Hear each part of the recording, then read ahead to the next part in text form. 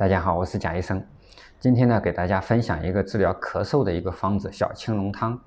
小青龙汤啊，这个方子它来源于这个张仲景《伤寒杂病论》这个里面的一个方子。这个方子呢，在临床上啊，治疗这种咳嗽类的疾病，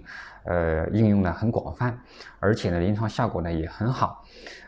这个方子呢，治疗这种咳喘，它的主要的一个病因病机呢，就是中医上说的就外寒，然后有内饮的这样一个情况。一般来说，在临床上啊，就表现为就是咳嗽或者是喘息，然后呢痰比较清晰，或者是有泡沫这样一个情况。那么为什么会形成这样一个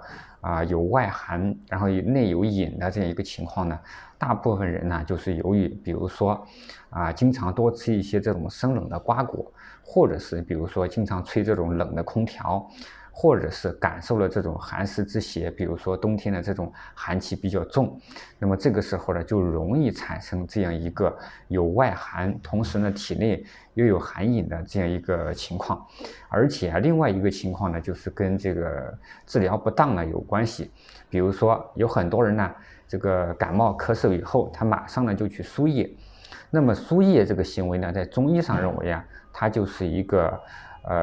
液体，就是一个寒气。实际上，那么大量的水液进入到我们这个身体里面以后，本来这个病人呢，本来就是这种寒气，那么这个时候大量的水液进入身体以后，反而会加重这种寒气。所以说有些人呢，他感冒了以后进行输液，但是这个感冒好了之后呢，这个咳嗽呢，老是呢拖了很长时间好不了，这个有时候呢跟这个也有一定关系。那么我们在应用小青龙汤的时候呢，要抓住这个病的一些主症，其中呢一个的主症呢，就是刚才我们说的，它这个临床典型的表现就是咳喘，有些人呢就是咳嗽，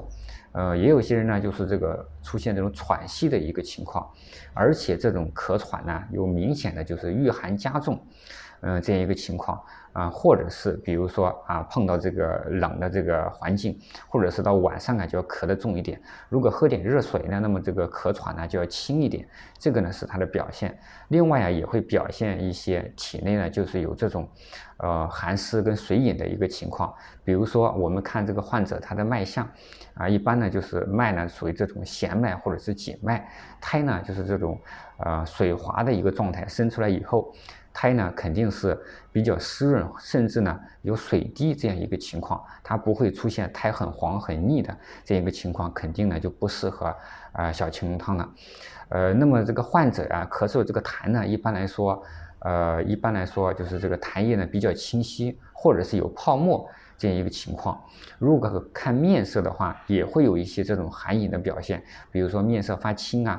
或者是面色黧黑的这样一个情况。这个方子呢配伍也比较简单，这里边麻黄桂枝它可以发散风寒，而且这个麻黄呢还有很好的宣肺平喘的一个作用，桂枝呢它又可以温阳化气。干姜细辛这两个辛温的药呢，它具有这个温化痰饮的一个作用。另外还加了这个芍药跟这个五味子，属于酸收的，因为这里面燥的药呢比较多。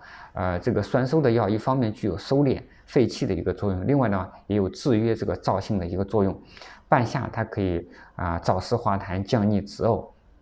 整个这个方子配伍呢还是比较精当的。那么我们在应用的时候呢，也要注意到一些东西，就是这个方子呢一般来说不要用的时间太久，要重病忌止。为什么呢？因为这个药里面呢有很多这种燥性的药，刚才我们讲了，如果用的时间长了以后，那么有可能会产生变症，产生这个本来是寒症的，有可能转化为热症。另外在临床上针对这种咳嗽，它针对这种外寒有饮比较合适。如果这个患者他属于这种阴虚的燥咳，或者是比如说我们说的时间长了之后这种虚劳造成的这种虚咳，那么这个时候呢，它也不适合